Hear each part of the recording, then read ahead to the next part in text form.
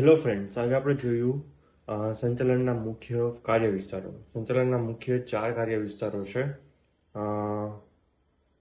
Number 1 marketing સંચાલન, number 2 માનવ સંસાધન સંચાલન, નંબર 3 નાણાકીય સંચાલન અને નંબર 4 ઉત્પાદન સંચાલન. હવે આ 4 એટલા મહત્વના સંચાલનના કાર્યો છે કે જો આ 4 વ્યવસ્થિત ચાલતા હોય તો ધંધાનું પૂરેપૂરું સંચાલન વ્યવસ્થિત રીતે થઈ શકે. બરાબર. માર્કેટિંગ સંચાલન એટલે આપણી જે ગ્રાહકની જે જરૂરિયાતો છે એને સંતોષવા માટે બજાર પ્રક્રિયાનું સંચાલન, કે માર્કેટમાં શું રિક્વાયરમેન્ટ છે, ગ્રાહકોને શું જોઈએ છે એ આપણે આપવાનું અને એવી રીતે આપણી પ્રોડક્ટને કસ્ટમાઇઝ કરવાની. સેકન્ડ છે માનવ સંસાધન સંચાલન, એટલે કે આપણા ધંધાની અંદર કામ કરતા જેટલા પણ માણસો છે, બરાબર, કર્મચારીને લગતા ભરતી છે, તાલીમ છે, બઢતી બદલી, આ બધા જે કાર્યો કરવામાં આવે છે એને કહેવાય છે માનવ સંસાધન સંચાલન.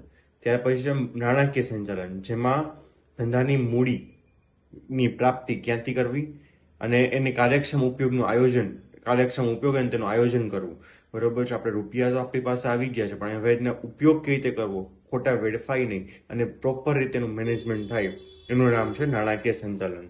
ત્યાર પછી છે ઉત્પાદન સંચાલન, તો કે કાચા માલમાંથી તૈયાર માલ બનાવવા માટે આયોજન અને અંકુશની પ્રક્રિયા.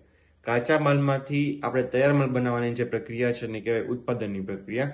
આ ઉત્પાદનની પ્રક્રિયા જેટલી ઓછામાં ઓછા ખર્ચ થશે એટલો જ ધંધાકીય એકમનો નફો છે એ શું આવશે, વધુ આવશે.